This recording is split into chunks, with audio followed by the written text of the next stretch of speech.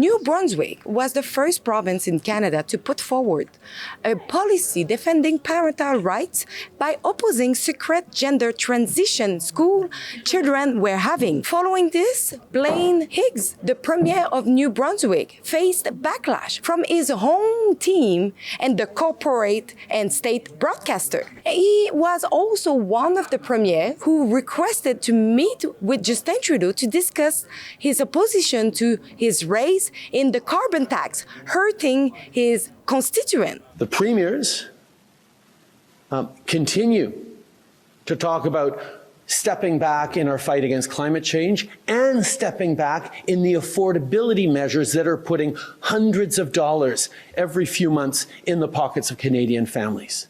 Canadian families, middle class and lower income families, get more money with the Canada carbon rebate. Economists are clear on this, than they do without it. And it is a powerful tool representing about a third of our fight against climate change and our ability to reduce emissions. If the premiers want to propose, individually or collectively, another way of fighting climate change and supporting affordability for Canadians, I'm all ears. But right now, all we see is premiers misinforming Canadians and wanting to take away the Canada carbon rebate checks that are making a huge difference in people's lives. Today, he traveled to Ottawa to take part in the Canada Strong and Free Network conference, and he accepted to give me time to discuss these two topics. When your government and yourself realized that you needed to act and impose a policy? Well, it was back reviewing kind of what it actually said about the keeping secrets from parents and putting teachers in a very difficult position and really finding it hard to believe that we would do that, both to parents and to teachers. And so looking at that policy and saying that this isn't right. What do we need to change? So then it became the discussion around, okay, what needs to change in this policy so that we're not hiding information, and then how do you actually make sure that the student is safe? And so you got to balance both.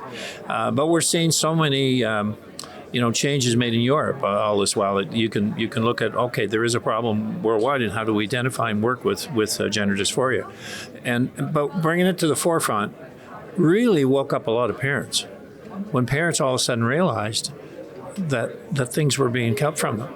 And that's what really started to explode, is that all of a sudden parents from all over New Brunswick, but all over the country really said, what's happening to my kids again? I don't know. I'm not being told. Your secrets are being held from me. So I think that's what then it took off.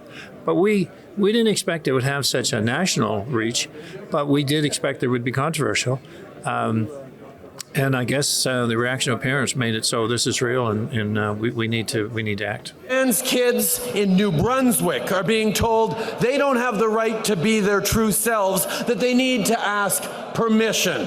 Well, trans kids need to feel safe, not targeted by politicians. Did you expect as much backlash as you had regarding that policy? Within my own team.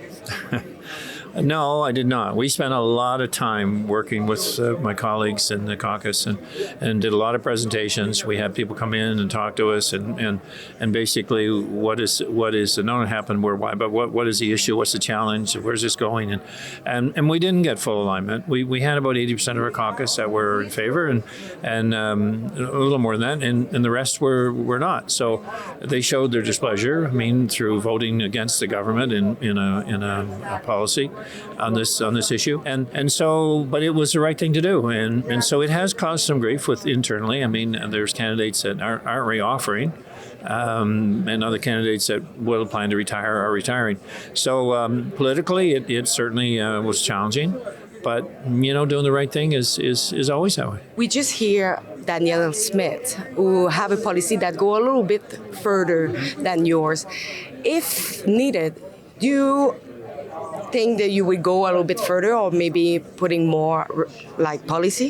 Well, what I'm hopeful is that we can now engage medical professionals. We can now research what's going on in Europe, lessons learned from elsewhere, because our end goal is to protect kids, to protect individuals, and recognize that there is a challenge. I mean, where no one is questioning the fact that yes, gender transfer does exist.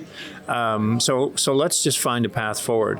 But I think as we learn more in terms of what can be done medically, the first step would appear not to be automatic affirmation. I mean, that seems to be prevalent just about everywhere, is that we were just going, and the U.S. is doing the same, but across Canada it was the same. Just the minute someone said, I'm someone else, okay, it was accepted. Well, you don't accept that in any other situation. I mean, if someone's anorexic, you work with them to try to help them recover from that. And in this case, you say, okay, what is being learned medically?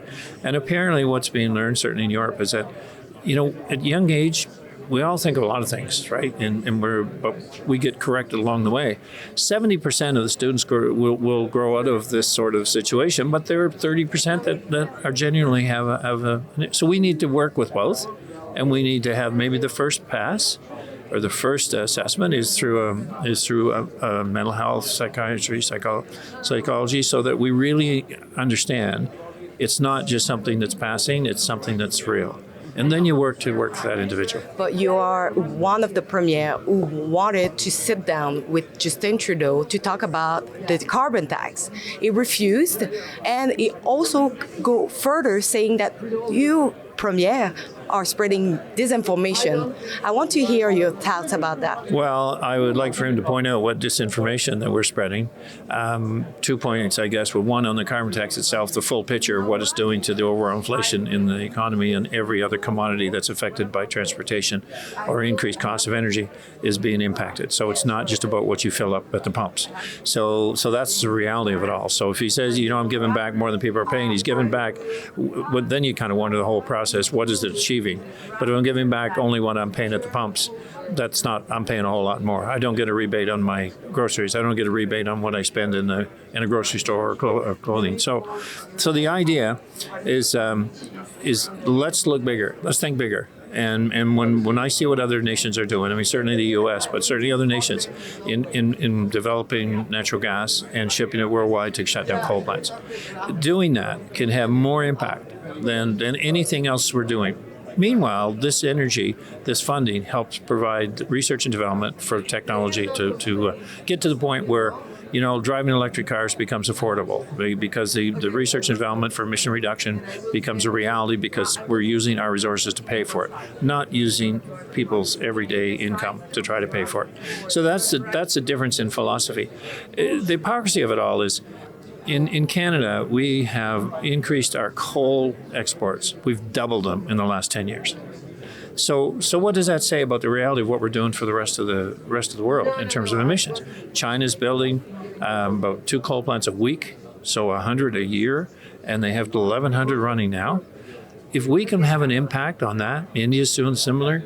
If we can have an impact on not building coal plants, but fueling them with gas, we can have a huge impact. So I'm asking the Prime Minister, and we are putting together a proposal, and we have it together, really, and I'm sending it to him in the next week. I'll send him, and it's basically on our LNG development, shutting down coal plants, and having a transition fuel here through this climate change issue.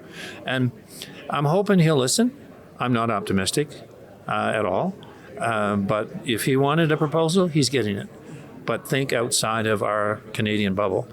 We shouldn't feel that we have to penalize our own people here in the country because we're rich with resources that we can help other countries with. And we've always been doing that. We can do it through this climate emergency as well. We see that Justin Trudeau tried to interfere with the competence of province. I want to hear what do you think about it. Oh, he wants to interfere with everything.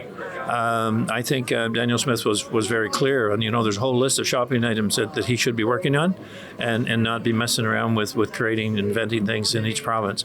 Unfortunately, everything that the Prime Minister seems to address is related somehow about trying to increase his popularity and for the next election.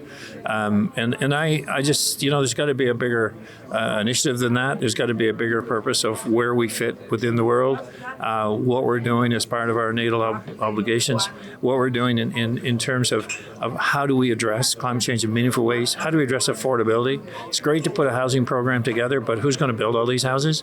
Because we know that labor's a big issue. So working with the provinces, we see more now bypassing provinces and going directly to municipalities. That is not how you build a strong nation. And he segmented a lot of part of this country unnecessarily. Don't forget to go over rebelfieldreports.com to encourage our independent journalism. You can donate what you can, and as I repeat all the time, every donation counts. We don't receive a penny from the Liberals. Of course, anyway, they will not give any of us. So go over rebelfieldreports.com right now and donate. Thanks.